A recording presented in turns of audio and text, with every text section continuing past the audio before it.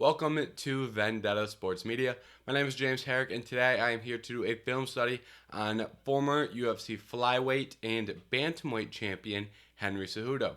Cejudo is looking to get the belt back this weekend at UFC 288, so we're going to dive into some film and highlight some strengths and weaknesses of his game, while also crafting some game plans as to how Henry Cejudo can be effective and win a fight, but also what his opponents can do to beat him.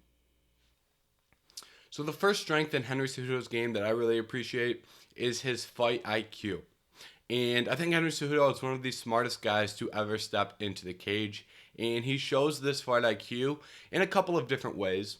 The first way is that on a more wide scale, he game plans very well, and he can craft a game plan of what needs to be done to win a fight. But on a smaller scale, you can see how he finds success in specific exchanges when you look at one or two small things that he does in exchange that kind of show off his fight IQ. So we're going to look at some examples of that, some small things that he's doing in exchanges that are really impressive. But before we get into the clips, I also just want to say that one of the things that I think is really underrated about Henry's game is his ability to pick something up the first time he sees it. So what I mean by that is a fighter will do something, whether it's throw a knee, a certain punch, move a certain way, whatever. Henry can pick it up on the first time. So like the first time he sees it, he can counter it effectively, when a lot of other fighters need to see that same action 2, 3, 4 times to really notice it and craft a good counter to it. But Henry can do it the first time he sees it, which I think is a testament to his fight IQ. With that being said, he's also very good at picking up on things that he sees repeatedly. So I think both of those things work together to kind of show his elite fight IQ. And we're going to look at some clips that demonstrate some exchanges where he was able to find a lot of success because of his IQ. In this clip, Cruz throws a knee for the first time in the fight, and Cejudo has a great counter to it. He's just going to step into this knee, and he's going to take that knee, and he's just going to corral the lock for a high crotch takedown, lift Cruz up, and take him down. It's a great counter to a knee that we don't see very often. A little bit later in the fight, Cruz is going to throw a teep, and Cejudo's going to react like he's attempting another takedown. Instead of attempting the takedown, he comes over the top with a left hand that lands. In this clip, Cejudo enters the pocket with a teep, and Moraes does a good job of stepping off the center line and landing a right hand counter, and it leaves Cejudo in this position. This position gives Marlon the opportunity to land that left hand that he's loading up. But instead, Cejudo is going to turn back into Marlon. He's going to do two things. The first is he's going to throw a left hand that lands cleanly, but he's also bringing up his right hand to block Marlon's shot.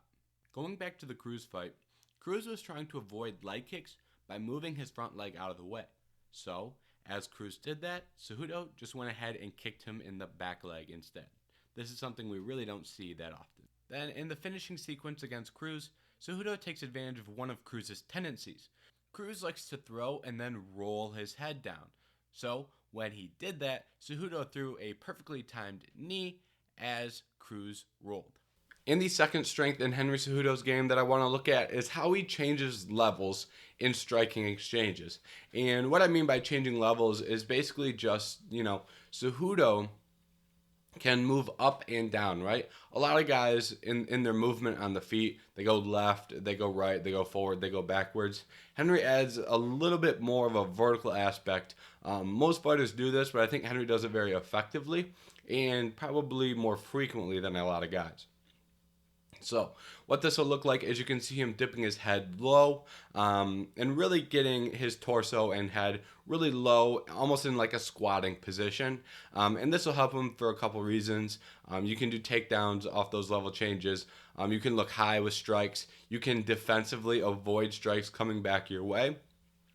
But he also gets high. So what I mean by that is he'll stand up straighter a little bit. He'll do an action that makes him a little bit taller. And he mixes those things and kind of creates a dynamic where you're taller and then you go down and really change levels. So I really like how he mixes up his level and where he is vertically in a fight. And I think that makes him harder to hit. And it also makes him more effective offensively.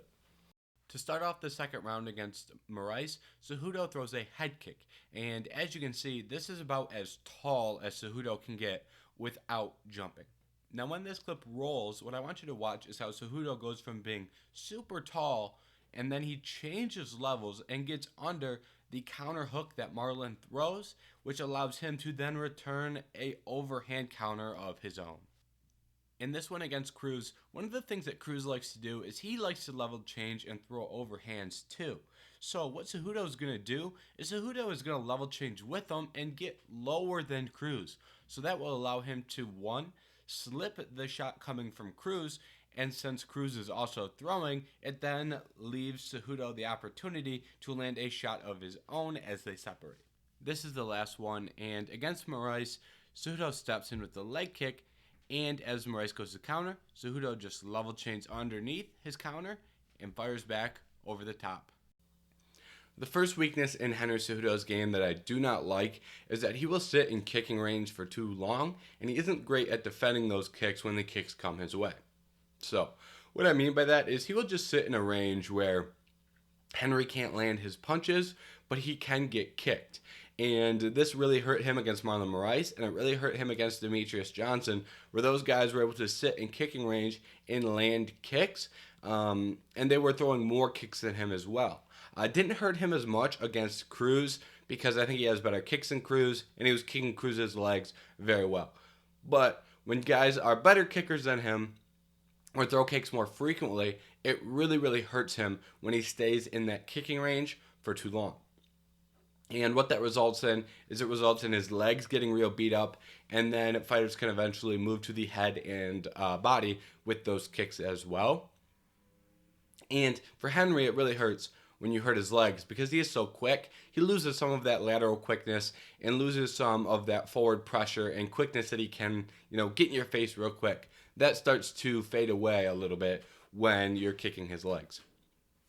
So, this is not ideal for Henry, so we're going to look at some clips where he just hangs around in kicking range for too long and gets punished for it. This one here against Moraes is the first thing that happens in the fight.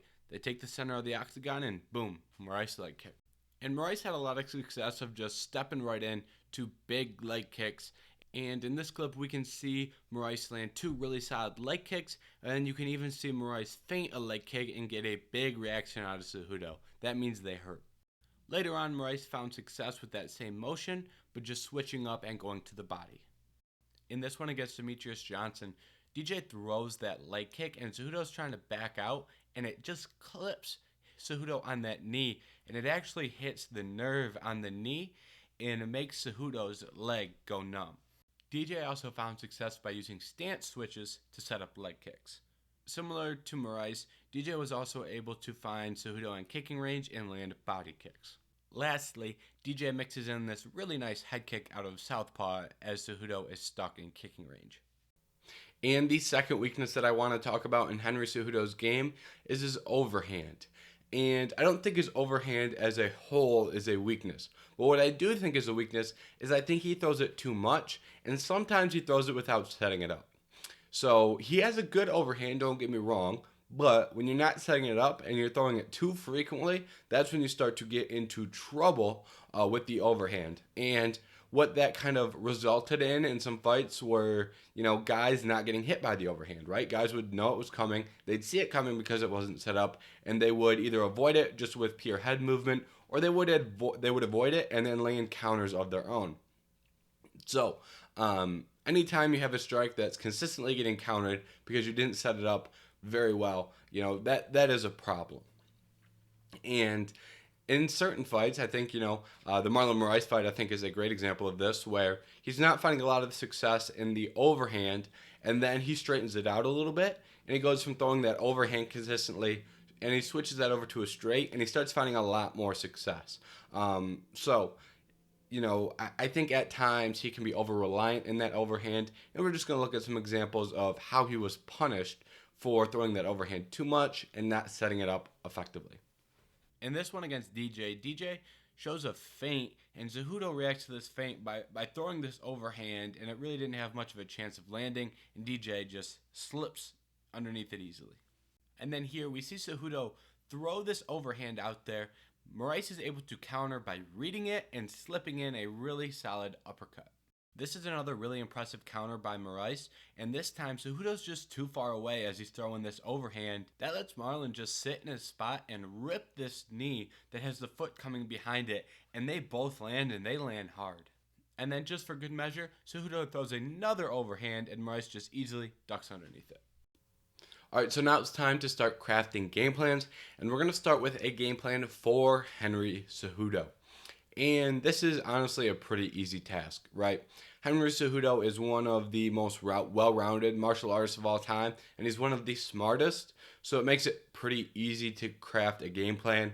He has an Olympic gold medal in freestyle wrestling.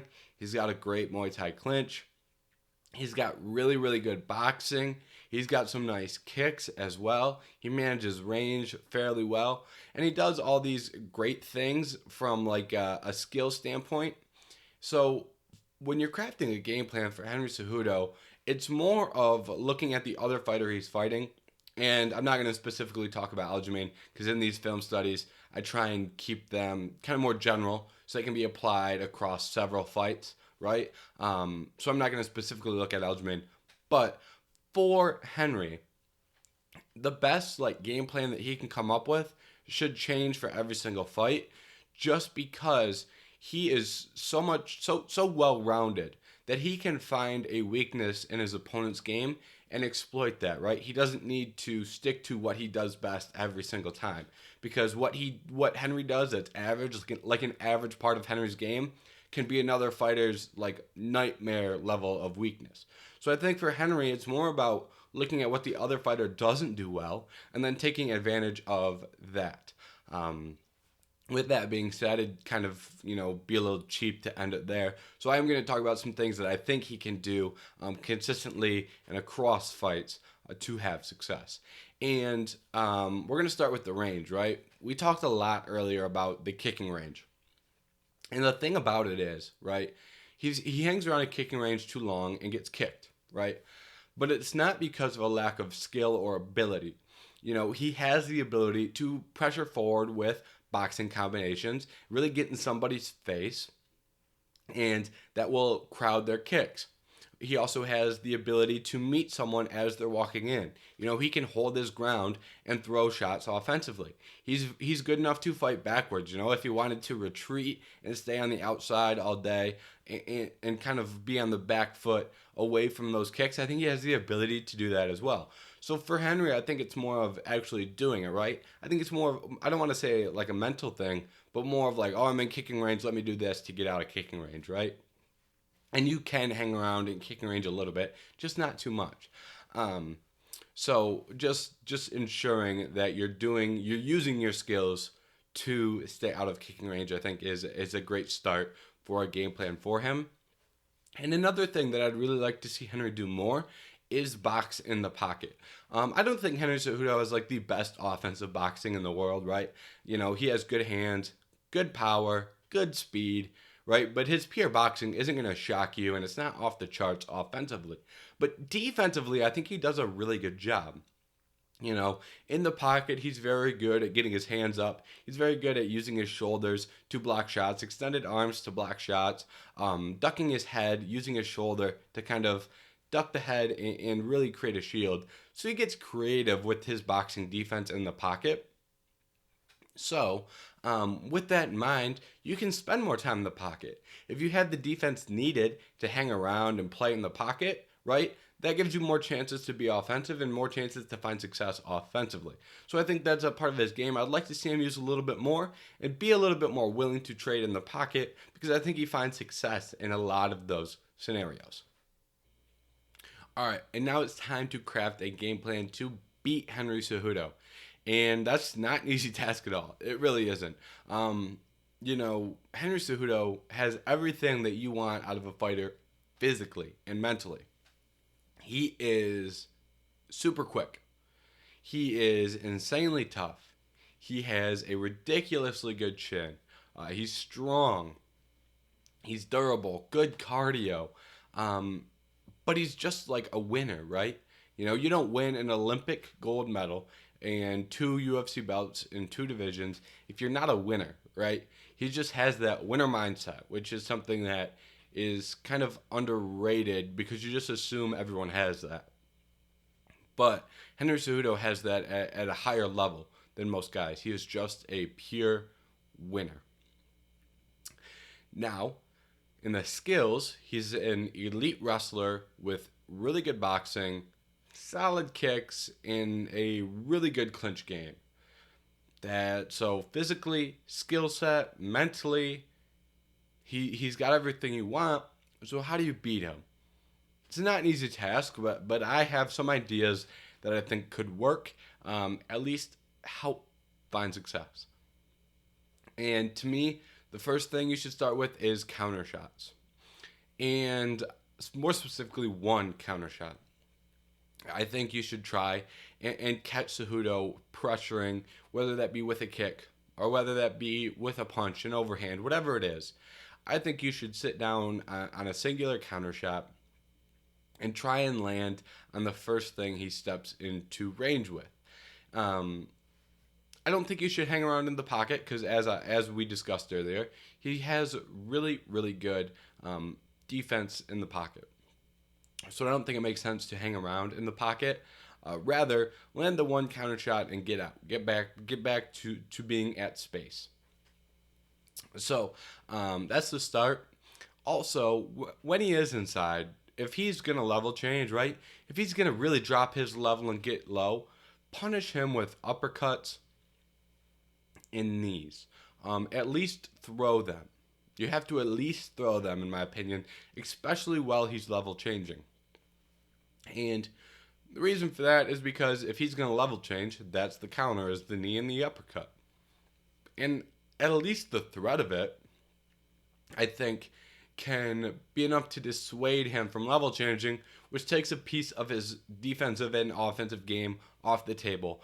And it then makes him easier to hit and makes it harder to hit you. So I think at least threatening with those weapons is a positive.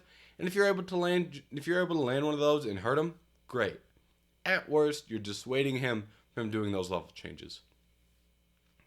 And then throw kicks, right? We looked at a whole reel of times where he was kicked and kicked hard, right? So if you're in a spot to land the kick, if you're in that kicking range, punish him for hanging around in that kicking range. Punish him with a kick to the leg.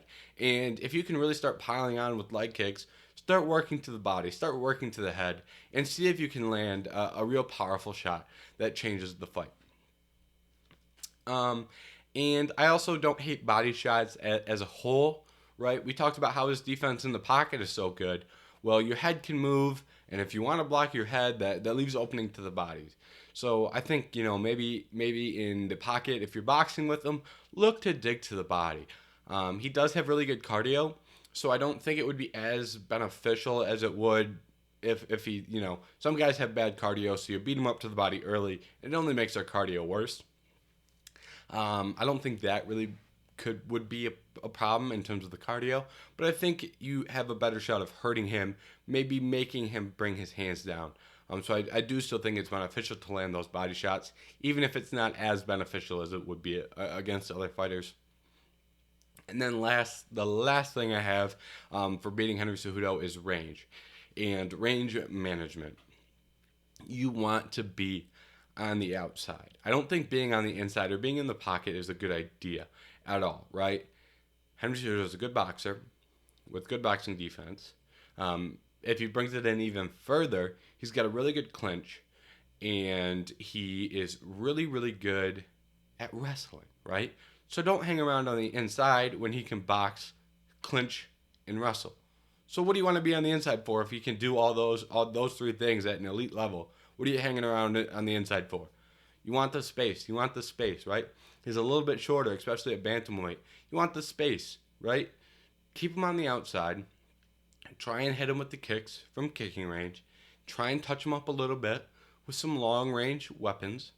And stay on the outside. You don't need to be playing around on the inside unless you're someone with crazy knockout power or someone with next-level boxing. If you have one of those things, then maybe you can hang around in the pocket longer than most guys. If you don't have those things, be on the outside. Be on the outside, and that's way more beneficial for you. And that is all we have today for this film study on Henry Cejudo. We ran through 2 strengths, 2 weaknesses, and we crafted 2 game plans, one for Henry and one against Henry. So I hope you enjoyed the video. I hope you learned something about fighting or about Henry or just something in general.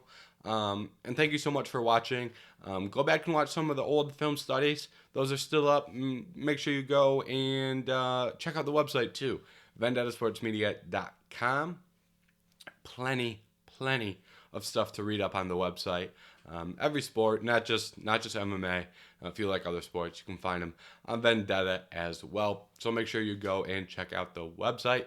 But most importantly, thank you for tuning in to this film study. I will see you next time.